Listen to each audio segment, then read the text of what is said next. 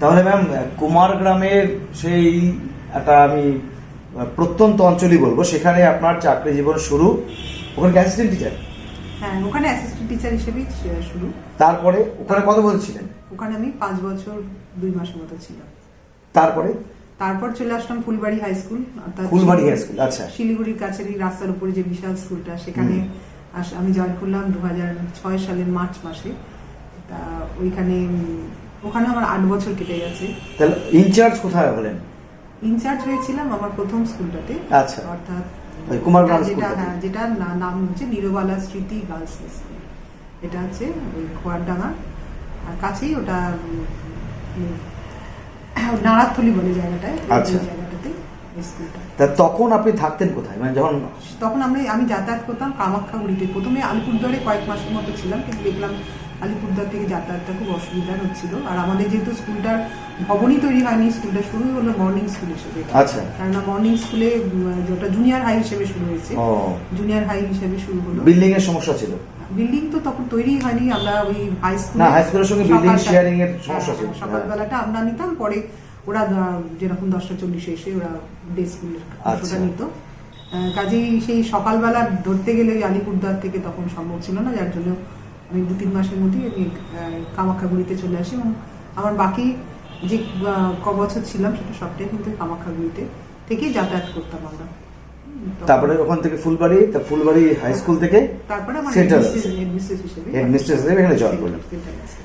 আচ্ছা, এবার ম্যাম একটু অন্য কথা আপনার থেকে জানতে চাইছি, সেটা হচ্ছে যে আপনার বাবার বাড়ি জন্ম এটা কোথায়? আমার বাবার অ্যাকচুয়ালি খুব যদি মানে অরিজিনাল একদম প্রথম বাড়ি বলি, সেটা কিন্তু বাঁকুড়াতে, বাঁকুড়ার কাছে। কিন্তু আমার দাদু যেহেতু ঠাকুরদাদা উনি একজন সরকারি তখনকার দিনে অ্যাকাউন্টস ইয়েতে ছিলেন। আর ওনার বেশিরভাগ পোস্টিংই ছিল কিন্তু বাইরে, অর্থাৎ ওই তখনকার সময় আম্বালা, মিরাট, দিল্লি, এই সমস্ত জায়গাতে, বিভিন্ন জায়গাতে দাদু করেছিলেন। কিন্তু আমাদের বাড়ির একটা খুব দুঃখের ব্যাপার যে সবাই খুব প্রতিষ্ঠিত হলে তাদের খুব স্বল্পাই। আমার দাদুই যেমন ঠাকুরদাদা চলেই গেছেন ধরুন 35 বছর বয়স। আচ্ছা, তা মাত্র 35 বছর বয়স। তা সেই সময় ঠাকুমা মানে তার সন্তানদের নিয়ে বা ওই সমস্ত দিল্লি ওইসব সাইডেই অনেকটা সময় কাটানোর পরে কলকাতার দিকে চলে আসেন। কেন কলকাতায় আমার ঠাকুমার মানে বাবা তখন তার জমি জায়গা সমস্ত রয়েছে, বাড়ি রয়েছে। মেয়ে একা বলে তার সন্তানদের নিয়ে ওখানে ডেকে নেয়। তারপরে তো আমার বাড়ির সবাই মানে আমার জেঠু যেমন ফরেন ইয়েতে ছিলেন, খুব ছোট বয়সে তার বাবাকে মানে 14 বছর বয়সে বাবাকে হারানো।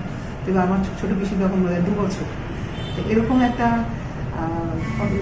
সন্তানদের নিয়ে সবাইকে কিন্তু খুব সুন্দরভাবে দাঁড় করিয়েছিলেন। আমার খুব মানে গর্ব লাগতো যে এই মানুষটা প্রায় 30 বছরে মানে তার স্বামী হারা হয়েছেন, কিন্তু তার প্রতিটা সন্তান সুন্দরভাবে তার জায়গা করে নিয়েছেন।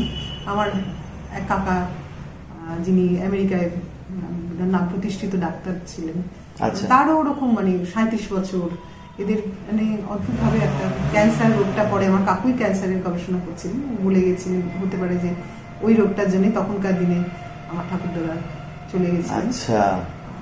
তারপরে আমার যেমন ছোট কাকা ইউনিভার্সিটিতে, ক্যালকাটা ইউনিভার্সিটির হিস্ট্রি ডিপার্টমেন্টে ছিলেন। এরকম একটা খুব সুন্দর একটা পারিবারিক ইতিহাসের। আমার বাবা মেনলি মানে লেখক হিসেবে কাজ করেছেন, উনি ফিলোসফি এই লাইনে উনি কাজ করেছেন। আর তার সাথে বাবার অগাধ পাণ্ডিত্য ছিল, মানে বিভিন্ন রকম আপনার ল্যাঙ্গুয়েজ বা বিভিন্ন উপর এই ব্যাপারে বাবার বইও আছে। তাতে মানে কারো কিছু অধীনে না, স্বইয়েতেই তিনি নিজে কাজ করেছেন। তাহলে আপনার জন্ম কলকাতায়? কলকাতায় জন্ম, তারপরে স্কুল আমার তো ওই আমার বাড়ির কাছেই ছিল, ওটা রামকৃষ্ণ মিশনের, ওটা নাম হচ্ছে শারদাশ্রম বালিকা বিদ্যালয়, ওখানে। কত বছর পড়েছেন ওখানে? আমি ক্লাস 10 পর্যন্ত, একদম 1 থেকে 10 পর্যন্তই পড়েছি। 1 থেকে 10। তারপরে আমাদের কমলা গার্লস স্কুল হচ্ছে ওই আপনার বালিগঞ্জের আগে। অ্যাকচুয়ালি ওই জায়গাটা হচ্ছে ট্রায়াঙ্গুলার পার্ক বলে, সাউথ ক্যালকাটা।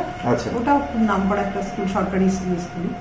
তা ওই কমলা গার্লস স্কুলে 11-12 পড়ার পরে আবার কলেজ লাইফে চলে যাই আমাদের ঠাকুরপুকুরের কাছে। তখন বিজ্ঞানের জন্য যে কলেজটা বিখ্যাত ছিল, বিবেকানন্দ কলেজ বলা হতো। আচ্ছা, তাই বিবেকানন্দ ঠাকুরপুকুর কলেজ, যেটা বিএসসি করলেন ওখান থেকে গ্রাজুয়েশন করলাম। গ্রাজুয়েশন অনার্স কি ছিল? হ্যাঁ, অনার্স ছিল আমার জুলজিতে। জুলজিতে অনার্স ছিল। তারপরে তোমার মাস্টার ডিগ্রি করতে গেলাম বিশ্বভারতীতে, কারণ আমাদের সময় সিটের সংখ্যাটা খুব সীমিত ছিল।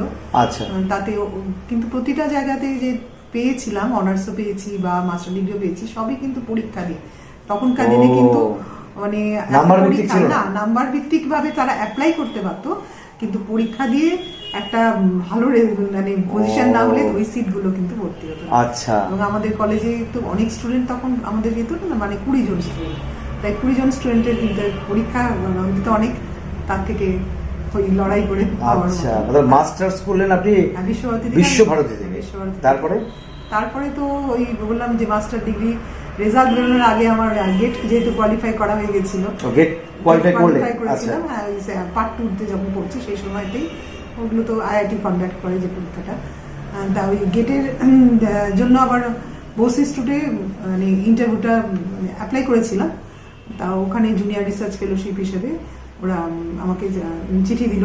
আচ্ছা, কিন্তু ওই জয়েন করলাম তখন রেজাল্ট আউট হয়নি। ওগুলো রেজাল্টটা বেরোলে পরে তখন তুমি পিএইচডির জন্য সুযোগ করতে হবে। এবং আজকে কোর্স ওয়ার্ক বোস ইনস্টিটিউটে তো আমরাও পিএইচডিতে আগে কিন্তু কোর্স ওয়ার্ক করেছি, কোর্স ওয়ার্কে পাশ করেছি, তবে কিন্তু জেআরএফ থেকে সিনিয়র রিসার্চ ফেলোশিপ এগুলো কিন্তু আমি কিন্তু রিসার্চ করেছি পুরোপুরি স্কলারশিপ দিয়ে। অর্থাৎ ওখানে 5 বছর পর্যন্ত যেমন হওয়ার পরে আমাকে কাজ দেখে আরো ইনস্টিটিউট আরো 6 মাস বাড়িয়ে দেয়। আমার 5.5 বছর ওখানেই পিএইচডিটা কমপ্লিট করলাম। PhD from Bose institution? না, পিএইচডি ফ্রম ক্যালকাটা ইউনিভার্সিটি। কেন, ডিগ্রি দিত ইউনিভার্সিটি, আচ্ছা, কিন্তু রিসার্চ ওয়ার্কটা বোস ইনস্টিটিউট বা স্কলারশিপ দিত বোস ইনস্টিটিউট, বা কাজটা পুরোটাই বোস ইনস্টিটিউটের মধ্যে। হ্যাঁ, আমি ডক্টর রমা ঘোষ, আমাদের অ্যানিমাল ফিজিওলজি ডিপার্টমেন্টে আমার গাইড ছিলেন। পিএইচডি সাবজেক্ট কি ছিল? আমার পিএইচডিটা ছিল খুব ইন্টারেস্টিং একটা সাবজেক্ট। মানে তখনকার সময় তো টক্সিকোলজিটা আজকেও খুব ইম্পর্টেন্ট, কিন্তু তখনকার সময় এই জিনিসটা খুব নতুন, যে হুগলি বা এই সমস্ত এলাকায় যে প্যাডি কাম পিসিকালচার, অর্থাৎ ধান চাষের সাথে সাথে যে মাছ চাষ, এই সময়ে তাদের ওপর যে কীটনাশকগুলোকে ব্যবহার করা হয়, সেই কীটনাশকগুলো কিভাবে সেই মাছ চাষটাকে ক্ষতিগ্রস্ত করছে সেই নিয়েই। এবং যে পেস্টিসাইডটাও আমরা কাজ করেছিলাম, সেই পেস্টিসাইডটা কিন্তু তখনকার দিনে খুব নতুন। কারণ আমরা যে জানি যে অর্গানোক্লোরিন, অর্গানোফসফেট, কার্বামেট, সেই কার্বামেট গ্রুপ, অর্থাৎ একদম লাস্ট যে গ্রুপটা অর্থাৎ কার্বামেট গ্রুপ, সেই কার্বামেট গ্রুপের কার্বোফিউরান, যাকে বাজারে বিক্রি হয় ফুরাডান বলে। তাহলে সেই কার্বোফিউরানের তার নানা রকম মাছ চাষের যে প্রভাবগুলো, অর্থাৎ মাছের একটা যে রিপ্রোডাক্টিভ যে সাইকেল থাকে, সেই সাইকেলটাতে কিভাবে তার ডিম বা তার বিভিন্ন যে একটা হাইপোথ্যালামাস পিটুইটারি যে অ্যাক্সিস, সেই অ্যাক্সিসটাতে কি করে এটাকে তারা ক্ষতিগ্রস্ত করছে, সেই বিষয়টার উপরে আমার কাজ ছিল। এবং কাজটা খুব নতুনত্ব থাকার জন্য আমরা যে পাবলিকেশনগুলো, যেমন প্রথম শুরু হয়েছিল জার্মানি, যে এই যে ইন্টারন্যাশনাল যে জার্নালগুলো, হ্যাঁ তখনকার দিনে বা এখনো ওগুলো খুব নাম করা জার্নাল, যে বুলেটিন অফ এনভায়রনমেন্টাল টক্সিকোলজি, সেটারে এই সমস্ত জার্নালগুলোতে বা আমেরিকান জার্নাল, এগুলোতে আমার রিসার্চ পাবলিকেশন করার সুযোগ হয়েছিল। এবং আমার সেই সময় যদিও তখন আমি স্কলার আমার গাইড ওই কাজটার ওখানে উনি পরে হয়েছে, কারণ আমি তখন ওনার প্রথম স্কলার। কাজে উনি সিঙ্গাপুরে গিয়ে পেপার মানে পড়া এগুলো হয়েছিল। এবং আমারও রিসার্চ লাইফের বাংলাদেশের সায়েন্স কংগ্রেস, অর্থাৎ আজকে হাসিনা তার হাজবেন্ড ছিলেন ওয়াজেদ মিয়া, তা সেই ওয়াজেদ আলী, ওয়াজেদ আলী আপনার ওই বাসের কিন্তু প্রেসিডেন্ট ছিলেন। তাই এতে আমাদের বাংলাদেশেও আমরা ডাক পেয়েছিলাম। আমরা জাহাঙ্গীর ইউনিভার্সিটিতে আমাদের পেপার পাঠানো, জাহাঙ্গীর ইউনিভার্সিটি, সেখানে ওইখানে ওই পেপারটা আমি পড়েছিলাম।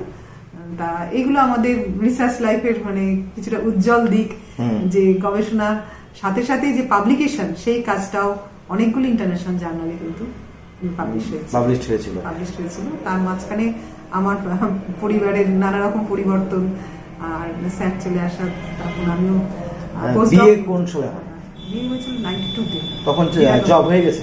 তখন আমার রিসার্চ আমি সবই সিনিয়র রিসার্চ ফেলো হিসেবে জয়েন করেছি, কারণ আমার বাবা খুব কম বিয়েতেই চলে গেছিলেন। বাবা জাস্ট রিসার্চ আমি ঢুকেছি, তার কয়েক মাসের মধ্যে বাবা চলে গেছিলেন। তারপরে আমাদের 92-তে বিয়ে হয়েছে। তো ওই রিসার্চ শেষ করার পর আমাকে ডিবিটি, যে ডিপার্টমেন্ট অফ বায়োটেকনোলজি থেকে দিল্লি থেকে ওদের টিম এসে আমাকে যেটাকে বলা হয় ওদের একটা স্কলারশিপ, যে পোস্ট ডক্টরাল স্কলারশিপ, হ্যাঁ পোস্ট ডক, সেটাতেও কিন্তু আমি সিলেক্টেড হয়েছি। আচ্ছা, এবং সিলেক্টেড হয়ে ওটা নেবো কি নেবো না এরকম একটা অবস্থা আসার সময় স্যার অর্থাৎ আমার হাজবেন্ড চলে আসলেন। তখন কি আপনারা কলকাতা থাকতেন? তখন আমি কলকাতাতেই থাকতাম, আচ্ছা, আমার টালিগঞ্জেই থাকতাম। এবং আমার তখন মেয়ের বয়স মাত্র 4 বছর। ও তখন মাতৃত্ব চলে আসছে, মা হয়ে গেছে? আমি মা হয়ে গেছি। আচ্ছা, তখনও চলছে?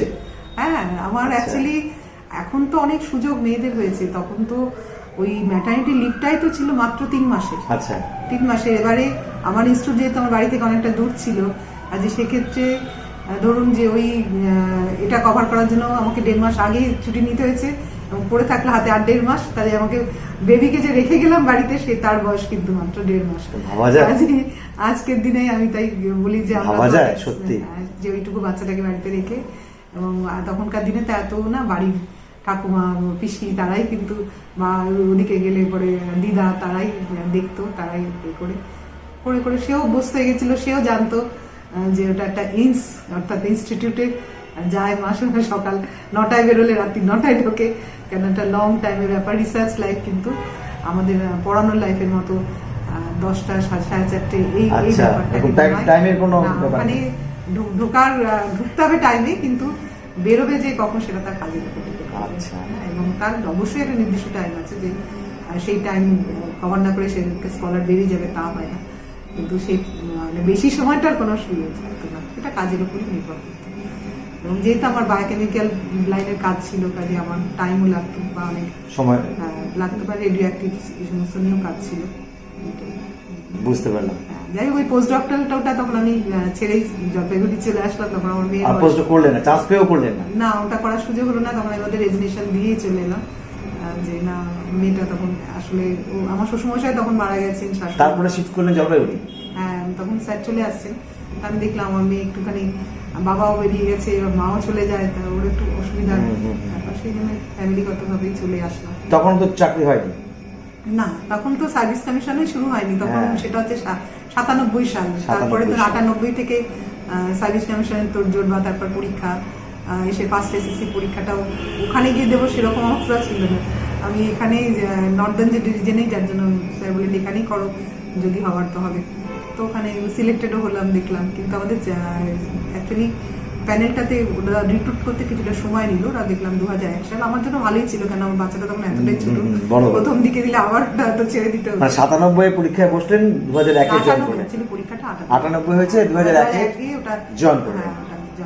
তখন এটা 7 বছর বয়সে পৌঁছেছে। আচ্ছা,